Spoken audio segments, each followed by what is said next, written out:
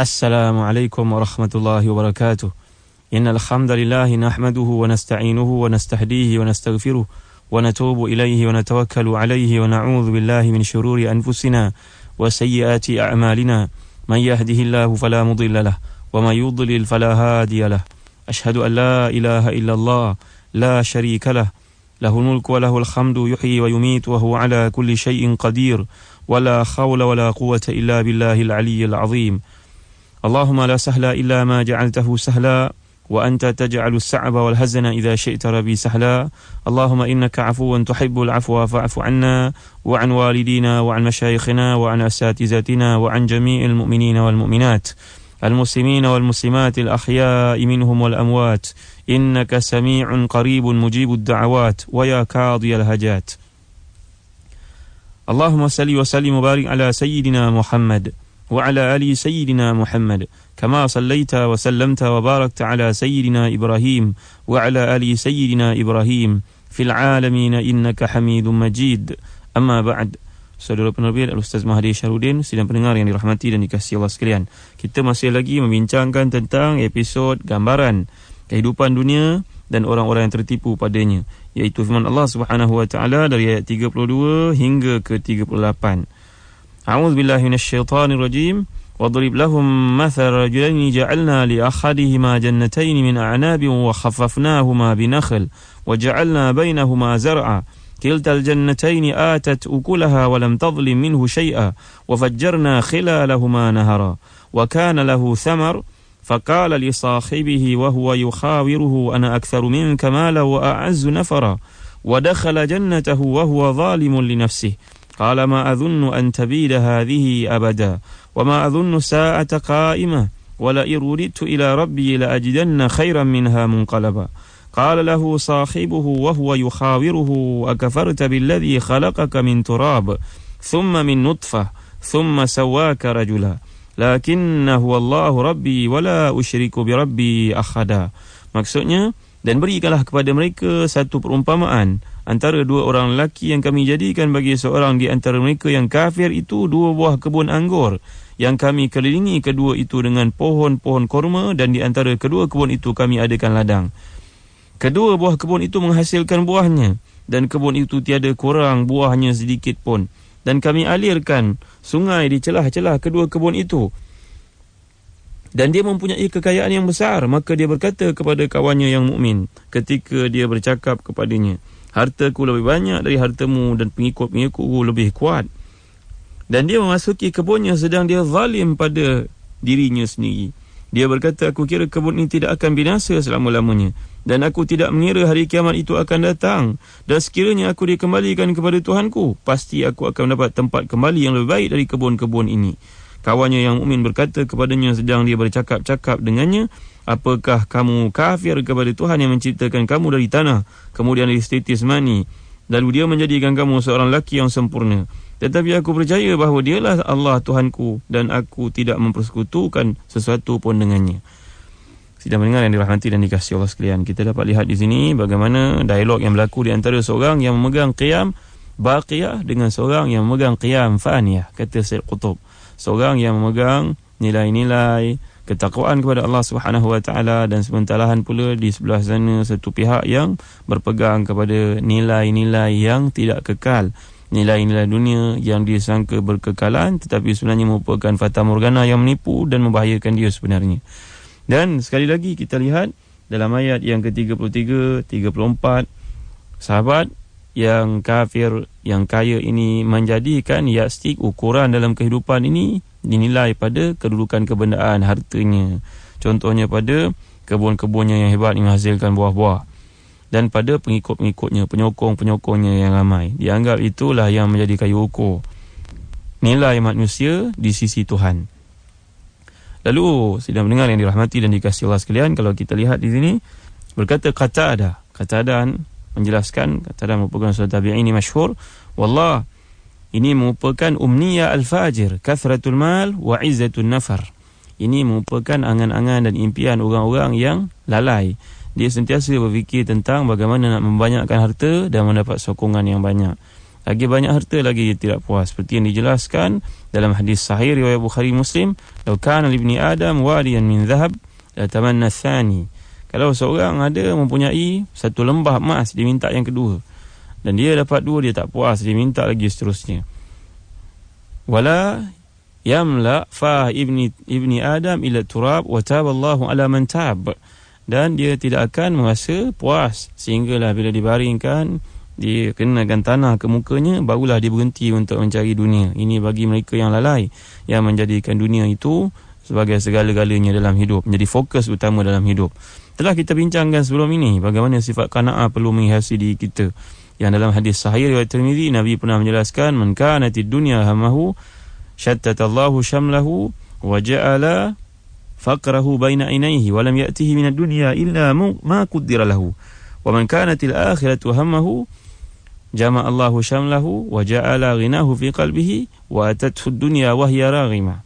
Manusia yang mengejar dunia ni tak puas-puas, mencari segala yang haram pun habis disapunya, maka Allah Subhanahu Wa Taala akan jadikan kefakiran duduk depan biji matanya.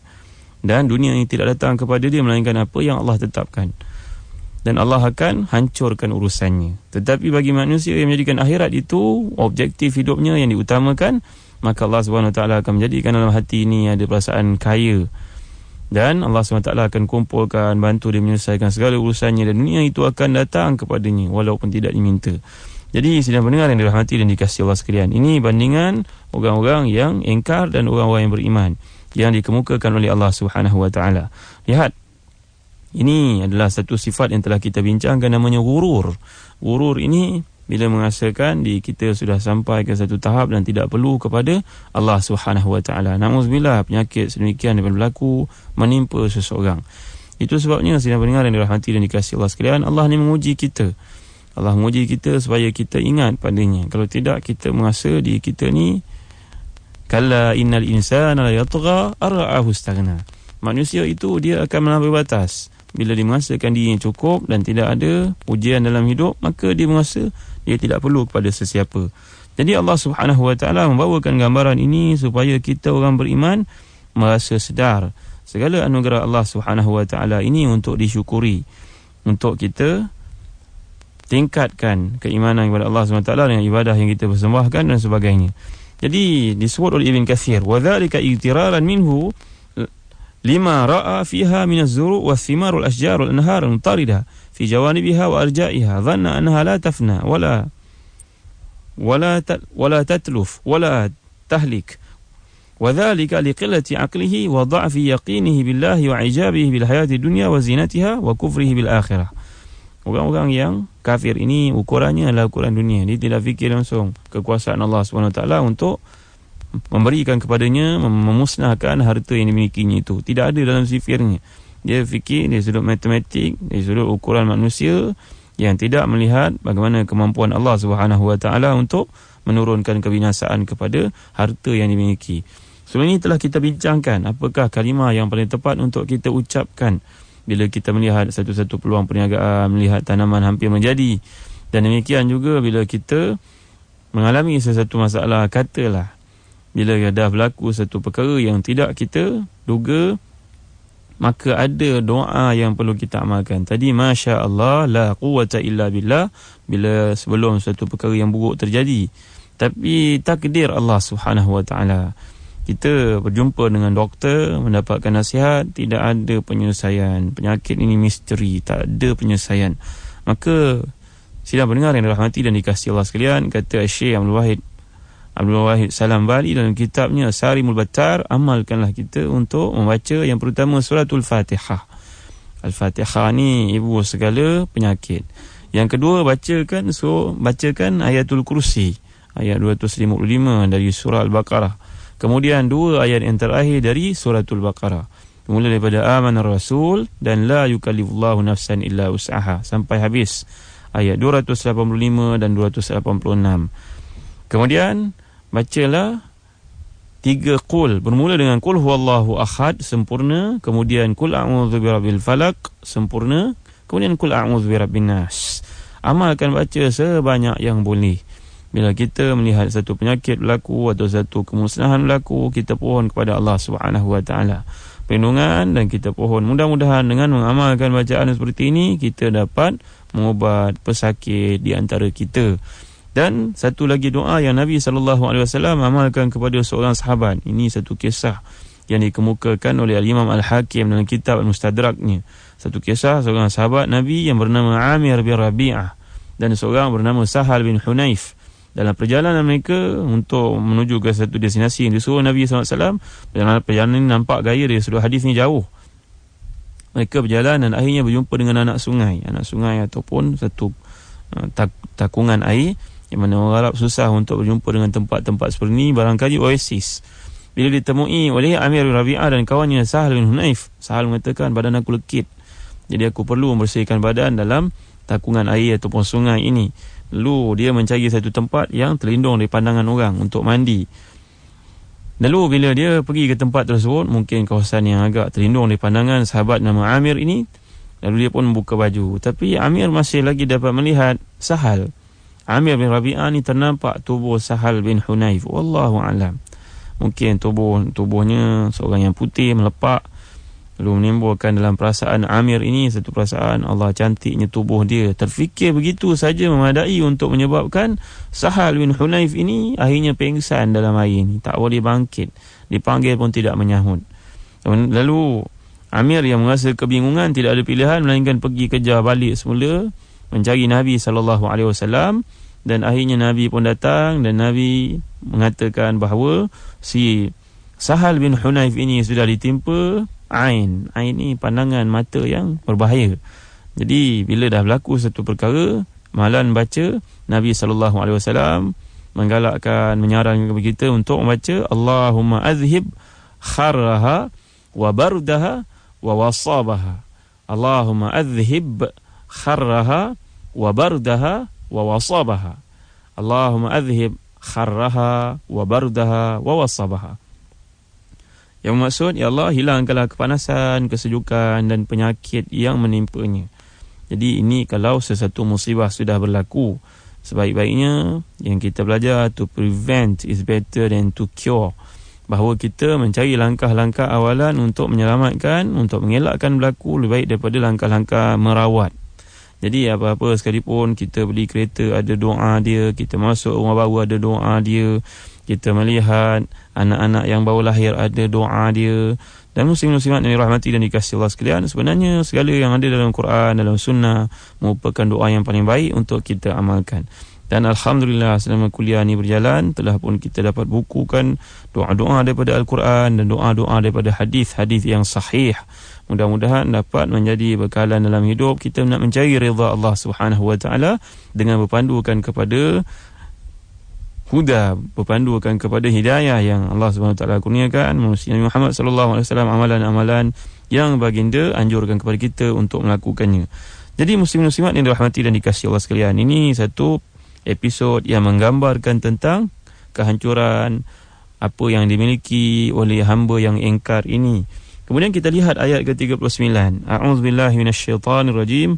Walaula idh dakhalta jannataka qulta ma syaa Allah la quwwata illa billah in tarani ana aqalla minka malan wa walada fa'asa rabbi ay yu'tiyani khairan min jannatika wa yursila 'alayha husbanan minas sama' fatusbiha sa'idan zalaqa aw yusbiha ma'uha ghauran falan tastati'a lahu talaba. Maksudnya, dan mengapa kamu tidak mengucapkan tatkala kamu masuki kebunmu, Masya Allah, la quwata illa billah. Ini telah kita bincangkan. Kita nak prevent, nak mengelakkan satu musibah berlaku pada satu harta yang kita miliki atau anak-anak yang kita miliki daripada satu musibah. Musibah ini mungkin berlaku disebabkan penyakit, mungkin berlaku disebabkan pandangan manusia yang hasad kepadanya, dan perkara ini ada kesan-kesan yang dijelaskan oleh Ibn Qayyim dalam kitabnya bertajuk Al-Wabil Sayyib Al-Kalimit Tayyib. Pernah kita bincangkan sebelum ini.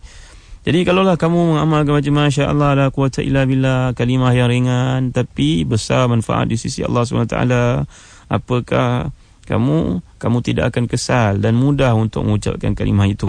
Berkata Imam Ibn Taymiyah dalam kitabnya Al-Kalimut Tayyib, menjelaskan sebuah hadis yang dianggap sahih oleh Albani, bahawa tatkala Allah Subhanahu Wa Taala menciptakan arasy-Nya, maka para malaikat menghadapi kesukaran, untuk memikul arash ini. Arash yang telah diciptakan ini disuruh kepada hamalatu arsyin untuk mengangkat malaikat-malaikat pemikul arash ini. Mereka tidak mampu memikulnya, sehinggalah Allah Subhanahu wa taala mewahyukan kepada mereka kalimah la haula wala quwwata illa billahil aliyyil azim.